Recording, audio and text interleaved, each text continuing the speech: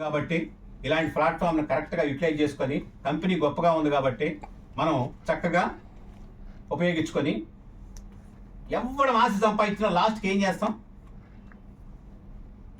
ఎవడు డబ్బులు సంపాదించిన ఏం చేస్తాం? లాస్ట్కి ప్రాపర్టీయే కొంటాం. సో మనకి ఈ ఇంటోడు పనికి వస్తాడు, ఆ ఇంటోడు పనికి వస్తాడని కాదు, అన్ని ఏళ్ళలో పనికి వస్తాడు. అందరి వ్యక్తులు యూటిలైజ్ అవుతారు.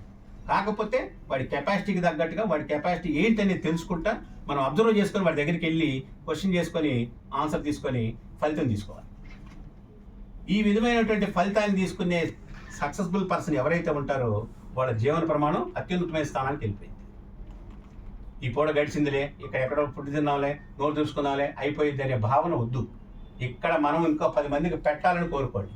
ఏ రోజైతే మనం పెడతానికి డిసైడ్ అవుతామో ఆ రోజు మనం దేవుడు మనకి కల్పిస్తాడు ఆపర్చునిటీ. ఒక్క వ్యక్తిగా పనిచేస్తే ఏమీ సాధించలేమని గుర్తించండి. 10 మంది చేత పని చేయించాలి, 100 మంది చేత పని చేయించాలి, అవసరమైతే ఇంకా కెపాసిటీ మారితే 1000 మంది చేతైనా పని చేయించాలని కోరుకోండి. ఆటోమేటిక్గా మనం ఎక్కలేని విధానాన్ని సృష్టించుకోగలుగుతాం.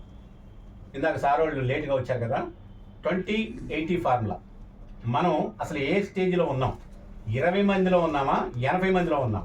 ఒకడు సృష్టిస్తాడు, ఇంకోడు ఆ చరిత్ర సృష్టిస్తాడు, ఆ చరిత్రని చదువుతాడు ఇంకొకడు.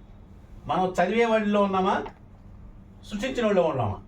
అట్లాగే 80% సంపదని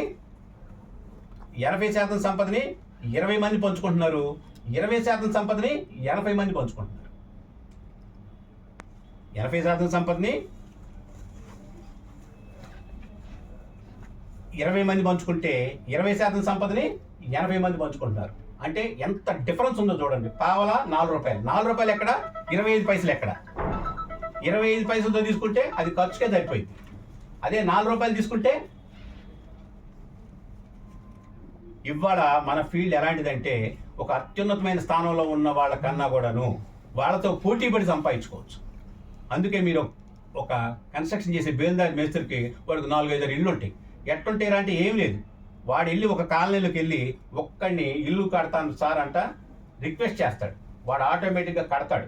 కట్టిన తర్వాత అట్టాగా వరుస పెట్టి వతంలాగా వచ్చేస్తాయి వాడికి, నాది కట్టు నాది కట్టు నాది కట్టు. వాడికి ఎక్కడ లేని సంపద సృష్టికర్త అవుతాడు. am I right or not? 100%.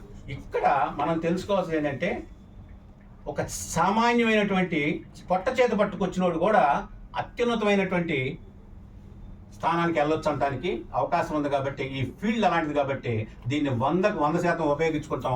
ఎవరు ఉపయోగించుకుంటాం అంటారు చెప్పండి కరెక్ట్గా? ఈ ఫీల్డ్ని 100కు 100%.